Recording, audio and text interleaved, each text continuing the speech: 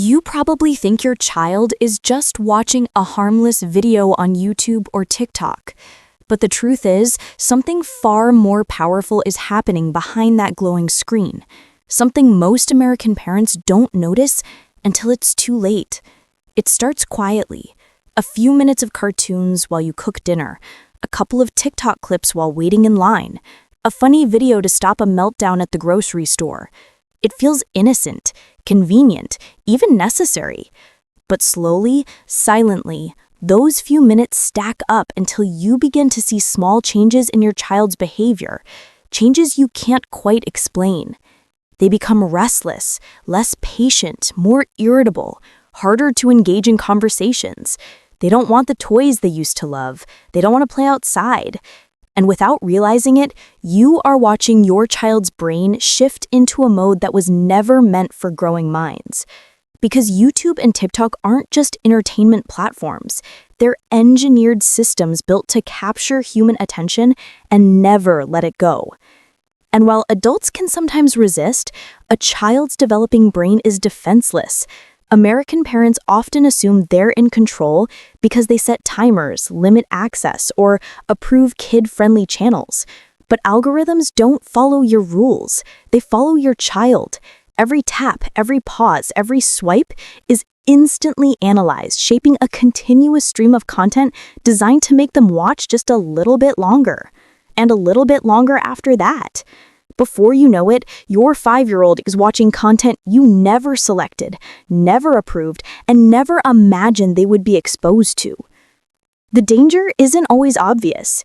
It doesn't always come in the form of inappropriate content, disturbing videos, or explicit themes, though those exist too. The more hidden danger lies in how these platforms are rewiring your child's brain. Short-form videos flood the mind with rapid-fire dopamine bursts, conditioning children to crave constant stimulation. Their ability to focus on slow, real-life tasks like reading a book, building a puzzle, or simply sitting still begins to deteriorate. They become bored easily because their brain has learned to expect constant novelty, bright colors, fast cuts, loud sounds, and instant gratification. A normal conversation feels too slow. A classroom feels too boring. Homework feels too hard. Not because they lack intelligence, but because they've been trained, unintentionally, to avoid anything that requires sustained attention. Parents often wonder why their kids seem more anxious than ever, why tantrums happen so suddenly, why they can't transition from one activity to another, why bedtime has become a battle. But if you look closely, you'll often find a pattern. The more screen exposure, especially to fast-paced short videos, the more dysregulated the child becomes. The brain's reward system, still forming, becomes overloaded. Children aren't meant to experience dopamine spikes every 3 seconds. It overwhelms their emotional system and undermines their ability to self-soothe. And here's the part many American parents don't realize. Kids don't just copy what they watch. They copy the pace of the content. If the videos they consume are chaotic, their behavior becomes chaotic. If the content is loud, they become louder. If the videos are filled with pranks, yelling, exaggerated reactions, or over-the-top emotions, kids absorb those patterns and act them out in the real world. YouTube and TikTok creators exaggerate everything because that's what grabs attention. But a child who watches exaggerated reactions all day begins interpreting everyday situations through the same lens. A small disappointment becomes a meltdown. A simple no becomes a threat. A quiet moment feels unbearable. Parents also underestimate how these platforms shape identity. For children, especially between the ages of 3 and 10, the world they see on screens becomes their reference point for what's normal, what's cool, what's fun, and what's meaningful. If they watch influencers flexing expensive toys, showing perfect homes, or acting older than their age, your child begins comparing themselves, even if they don't have the language to express it.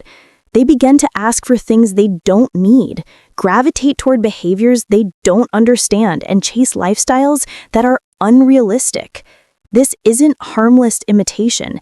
It's emotional pressure. And yet, here's the strangest contradiction.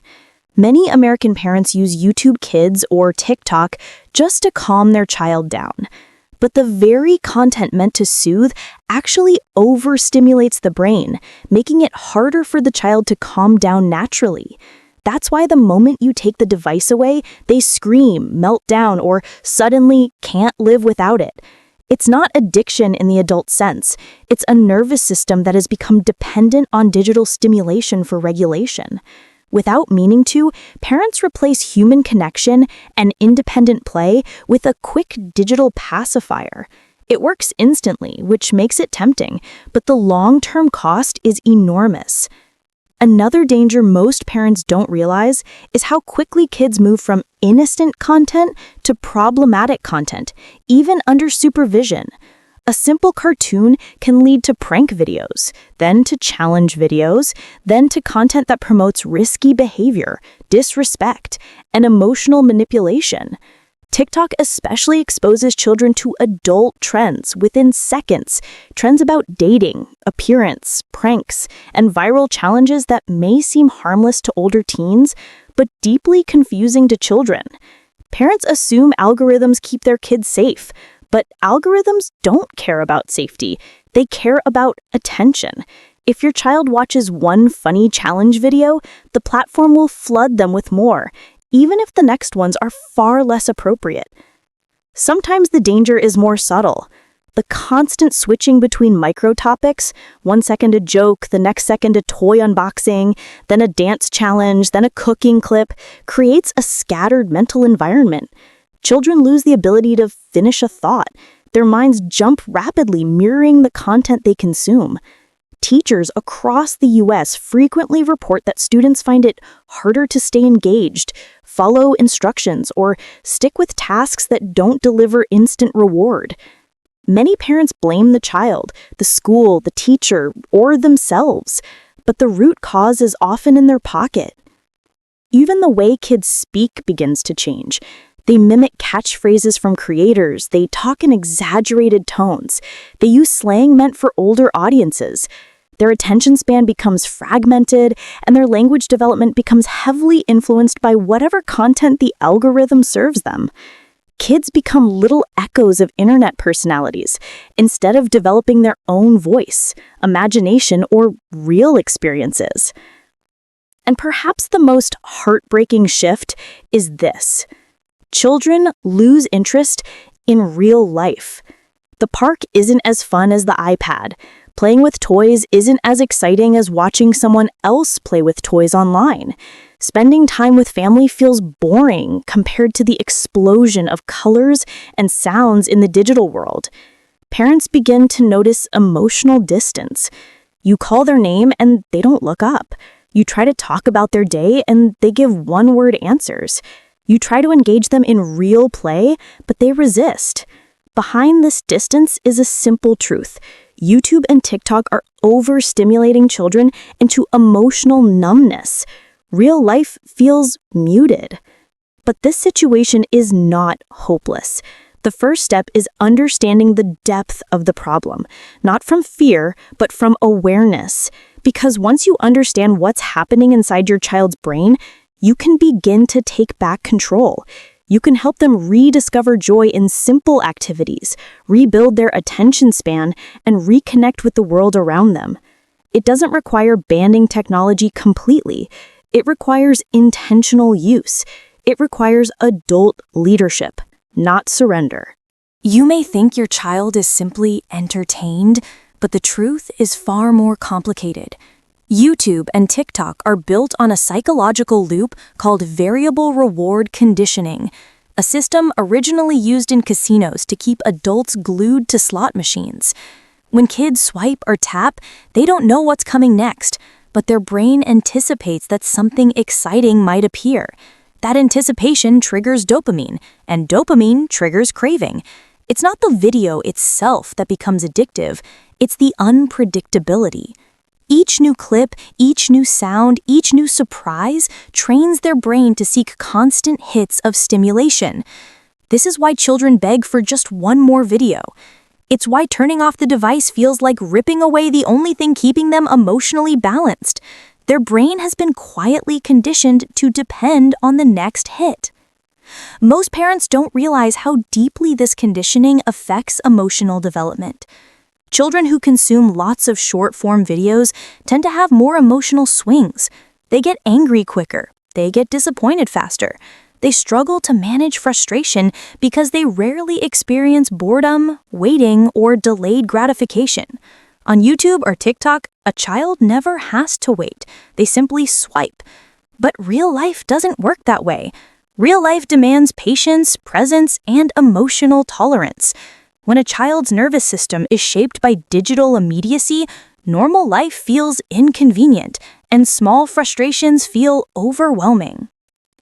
Another hidden danger is how these platforms subtly influence beliefs and social behavior. Children are naturally impressionable. They absorb everything from tone of voice to humor style to body language. When they watch creators who exaggerate reactions, use sarcasm, over-dramatize simple tasks, or engage in pranks, kids begin to see those behaviors as normal. They may talk back more, use dramatic gestures, mimic loud reactions, or become more impulsive. It's not because they are misbehaving, but because they are copying the emotional patterns they see repeatedly. The more a child watches content filled with overreactions, conflict, pranks, or exaggerated emotions, the more those patterns become ingrained in their own behavior. Parents often tell themselves, "I only allow kid-friendly content." But kid-friendly doesn't always mean brain-friendly. Many kids' channels use ultra-fast editing, loud sound effects, bright, flashing visuals, and high-energy acting to keep children engaged. It looks innocent, but the pace is anything but natural. These videos can overstimulate the brain the same way junk food overstimulates taste buds. It may be sweet and fun in the moment, but over time it dulls the ability to enjoy real, ordinary things. A slow bedtime story can't compete with fast-paced animation. A quiet family dinner can't compete with explosive sound effects. A walk outside can't compete with a video where something exciting happens every 2 seconds. This overstimulation also impacts sleep, something American parents often overlook. Even 20 minutes of stimulating videos close to bedtime can delay melatonin release, increasing bedtime battles and reducing sleep quality. And when kids don't sleep well, they wake up irritable, unfocused, emotional, and less resilient. This creates a cycle where parents rely on screens even more the next day because the child is tired and cranky, deepening the dependency further.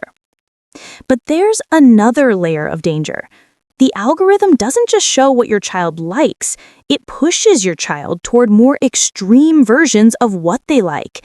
If your child watches silly dance videos, the algorithm might start showing more external validation content, like creators rating looks or trying attention-grabbing stunts. If your child watches gaming clips, the platform might push them toward rage reaction content or competitive, aggressive behavior patterns. If they watch harmless toy videos, the algorithm might introduce them to unboxing content that encourages materialism and constant wanting. This progression is subtle. It happens quietly, but it shapes how children think, what they value, what they desire, what they fear, what they compare themselves to, even their self-worth, and all of it is being influenced by strangers they will never meet. Many American parents notice something else too. Their children become less creative. That's no accident. When kids consume endless content, their brain receives ready-made imagery, ideas, and entertainment. They don't have to imagine anything on their own. They don't have to invent stories or create characters or explore their environment. Creativity shrinks from lack of use. Meanwhile, emotional resilience also declines because children aren't practicing problem-solving through play, they're being entertained passively. But the biggest threat might be the loss of genuine connection. When a child is absorbed in a digital world, even for short bursts, they withdraw emotionally. They respond less to facial expressions. They participate less in conversation. They seek comfort from screens rather than people. Screen time becomes a substitute for bonding, even if parents are physically present. This distance is subtle at first, but grows over time. Parents may feel their child doesn't listen anymore. Kids may feel misunderstood. Communication becomes strained and conflict increases, not because the relationship is broken, but because the digital world is prioritizing instant stimulation over real human interaction. But the good news is this: even though these platforms are powerful, the human brain, especially a child's brain, can heal remarkably well once balance is restored. Small changes make a big difference. Reducing fast-paced digital content, creating device-free zones, establishing predictable routines, and replacing screen time with real sensory experiences can help reset their nervous system. Children adapt quickly when given nurturing alternatives. One of the most effective strategies is replacing passive screen time with interactive screen time. If a child watches YouTube, switch to slower-paced educational videos with real people rather than animated chaos. If they use TikTok, watch together and discuss what you see. Add human connection back into the experience. Kids don't just need supervision, they need interpretation. They need an adult to help them understand what they're seeing, what's unrealistic, what's exaggerated, and what's inappropriate. Another powerful tool is teaching children to recognize their own feelings before and after screen time. Ask simple questions. How does your body feel right now? Are you calm or excited? Do you feel frustrated when the video ends? These questions help children build emotional awareness. They begin noticing how screens affect them, which reduces the emotional intensity around device limits. But perhaps the most transformative strategy is introducing boredom back into their lives.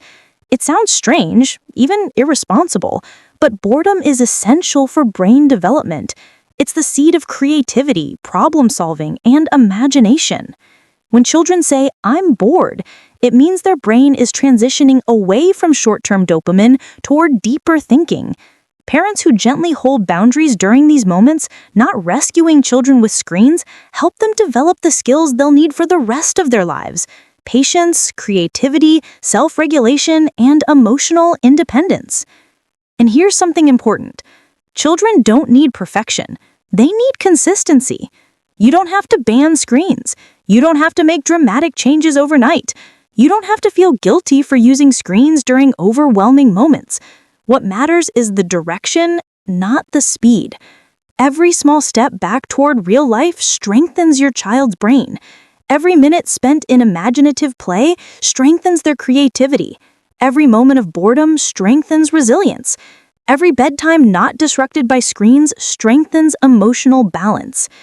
The goal isn't to remove technology, it's to restore childhood, to make sure screens enhance life instead of replacing it, to help your child build a strong foundation in a world that's becoming more digital every day, and most importantly, to preserve the connection between parent and child that no algorithm can ever replace.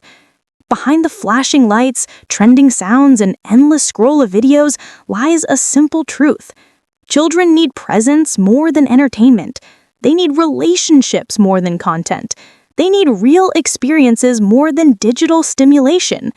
YouTube and TikTok aren't the enemy, but without mindful boundaries, they can quietly reshape childhood in ways no parent ever intended. Your awareness, leadership, and love are the tools that keep your child grounded in what truly matters: a childhood filled with imagination, connection, curiosity, and emotional strength.